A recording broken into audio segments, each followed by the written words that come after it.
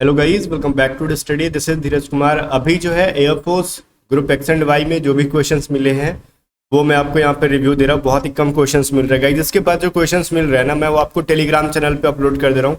और कुछ questions just like कि कुछ कल मैंने टेलीग्राम ग्रुप में क्विज कराया था, छोटा सा क्विज तो डेली हो रही है, तो उस क्विज से भी डायरेक्टली क्वेश्चंस उठा के पूछे जा रहे हैं। ठीक है, तो उस क्विज को ज्वाइन कर लिया करो, काफ़ी फायदा होगा जिसका आगे एग्जाम है। ठीक है, और टेलीग्राम चैनल पे बाकी के जो क्वेश्चंस मिलते हैं ना बाद में, क्योंकि एग्जाम देके आते बच्चे तो डायरेक्टली उतना तो टाइप करेंगे नहीं, उतना भेज नहीं पाते। ठीक है, तो जितना भी बच्चे भेज पाते हैं उतना मैं आपको यहाँ पे करा दे रहा हूँ। ठीक है, बाकी जो मिलेगा टेलीग्राम चैनल पे दूंगा। और एक चीज़ मैं बताना चाहूँगा कि आप शिफ्ट बाई शिफ्ट तो लेवल अगर बढ़ता है या फिर पेपर ईजी या फिर डिफिकल्ट आ रहा है, हार्ड आ रहा है, ये सर बताओ। ठीक है, अगर ज़्यादा हार्ड आ रहा है तो कट ऑफ पे क्या असर पड़ेगा? सारे बच्चे परेशान है इस चीज़ को लेके, सर कट ऑफ बहुत ज़्यादा हाई चला जाएगा, हम वाई ग्रुप से हैं, मतलब कैसे करें क्या करें।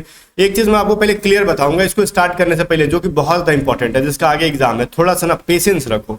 अब अगर एग्जाम देखो डिफिकल्ट आ रहा है या फिर एग्जाम लो आ रहा है, ठीक है, उससे मैटर नहीं पड़ता। एक चीज़ मैं बताऊंगा इस बार, एक चीज़ खासियत दिख रही है, सारे शिफ्ट एक जैसे आ रहे हैं।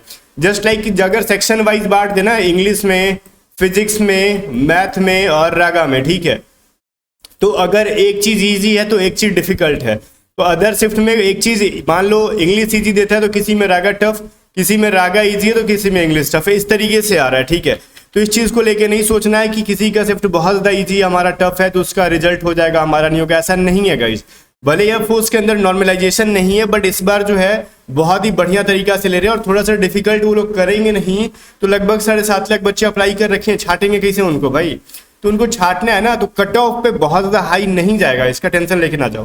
कट ऑफ पिछली बार के आसपास ही रहने वाला है, क्योंकि लेवल थोड़ा सा पिछली बार से अप करके पूछा जा रहा है। तो जितने देखो ये है ना, कंपटीशन यहाँ पे नए बच्चों से नहीं है। जितनी देखो जो जितने भी पिछली बार में एनरोलमेंट में आने वाले थे या फिर उससे पहले जो उन्हें प्री निकालने वाले थे, उनके बीच में ही ज्यादातर यहाँ पे क्या है ना, भीड़ भाड़ है।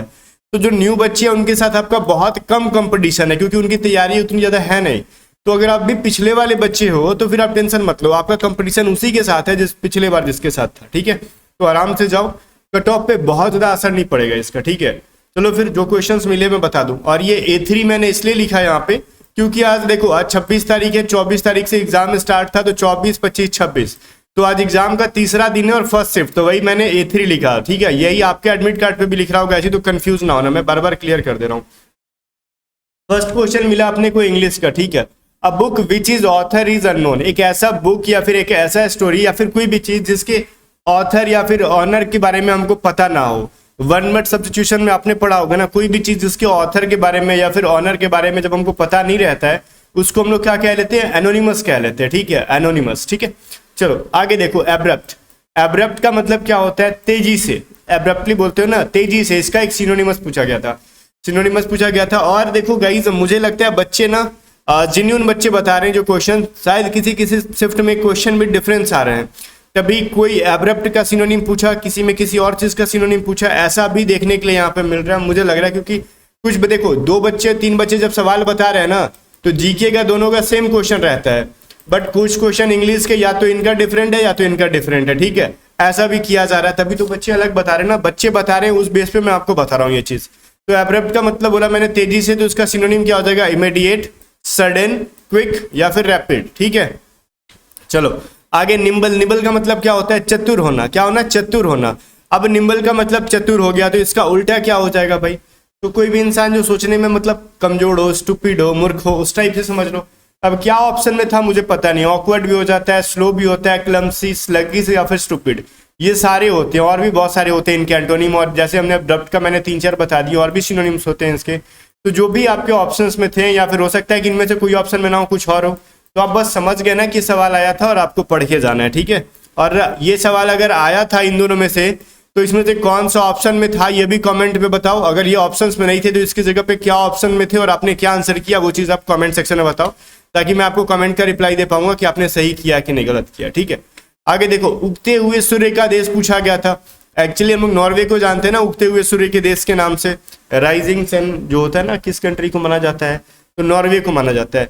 अब एक जो है आपने ईडियम में पढ़ा होगा, वंस इन ब्लू मून। ठीक है, once in a blue moon, तो ऐसी चीज वो जो बहुत ज्यादा रेयर हो, मतलब हमेशा वो चीज नहीं देखते, बहुत मतलब कम दिखाई, जैसे हम लोग हिंदी में पढ़े ना ईद का चांद हो जाना, वही चीज कहते हैं वंस इन ब्लू मून, ठीक है, मतलब बहुत ही मुश्किल से मिलना, बहुत ही मुश्किल से दिखना, उसी को वेरी रेयर कहते हैं। या फिर कुछ ऑप्शन में इसका लैंग्वेज चेंज करके भी दिया होगा, तो जो चीज बहुत कम दिखता हो, बहुत मुश्किल से मिलता हो, उसी को कहते हैं वंस इन ब्लू मून, या फिर कभी कभी होने वाला, ये भी कह सकते हो आप इसको। तो ये लैंग्वेज चेंज करके इडियम आ जाता है। थोड़ा सा मैंने बोला था ना इडियम जब मैं पढ़ा था ट्रिकी इंग्लिश पे, तो बोला था कि ये चीजें सब आप ना इसका मतलब समझो, ऑप्शन चेंज करके दिए जाते हैं, ठीक है।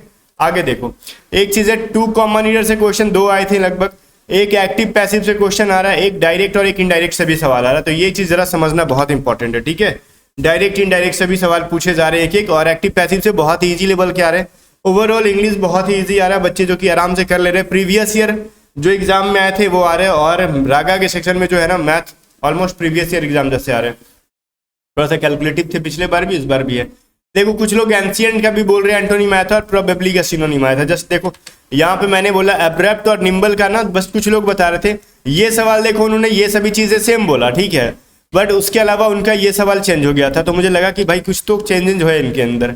एंशिएंट का मतलब पुराना होता है, प्राचीन, तो इसका अगर सिनोनिम पूछा होगा तो प्रिमिटिव हो जाता है। अगर वहीं पे एंटोनिम पूछा तो मॉडर्न या फिर लेटेस्ट। अब क्या ऑप्शन में था आप समझ लो, ठीक है। प्रोबेबली का मतलब पूछा गया था सिनोनिम, तो वही प्रोबेबली मतलब संभवतः, तो इसका सिनोनिम हो जाएगा डाउटलेस, पॉसिबली, सिमिंगली, और भी बहुत सारी चीजें होती है, वो डिपेंड करता है कि ऑप्शन क्या थे आपके एग्जाम के अंदर, ठीक है। चलो आगे देखते हैं क्या कह रहा है। इनएविटेबल से कुछ पूछा हुआ था, तो अभी ये क्या इनएविटेबल से पूछा गया था पता नहीं। इनएविटेबल का मतलब होता है ऐसी चीजें जिसको हम टाला ना जा सकता हो, ठीक है। इविटेबल का मतलब जो चीजें टाला जा सकता हो, और इनइविटेबल का मतलब जिस काम को हम टालते नहीं है, टाला नहीं जा सकता जिस चीज को। जस्ट लाइक अगर रात आ रही है तो रात को हम हटा नहीं सकते हैं, सुबह हो रही तो सुबह को हम हटा नहीं सकते। जो चीज टाला नहीं जा सकता उसको इनइविटेबल कहा जाता है, ठीक है। तो आई होप की चीज क्लियर होगा। वहीं पे एवरेज से देखो एक क्वेश्चन था ट्राइगोनोमेट्री से मेंसुरेशन में, अगर वाई ग्रुप के रागा के बारे में हम बात कर ले तो। और क्वेश्चन देखो जो पुराने वाले बच्चे हैं ना, मैं बताऊं उनको आराम से बन रहा होगा थोड़ा सा, या फिर कैलकुलेट करके भी बन रहा होगा, बट जो नए बच्चे हैं उनके लिए थोड़ा सा प्रॉब्लम क्रिएट हो रहा है, क्योंकि उनको तैयारी करने का टाइम मिला नहीं। और झूठ मूठ का मतलब ये कह रहे हैं क्वेश्चन बहुत डिफिकल्ट था। देखो मैं बता रहा हूँ जेन्युइनली, मेरे क्लोज जो 2-4 बच्चे थे वो एग्जाम देके आ रहे हैं, उनका एग्जाम ठीक गया।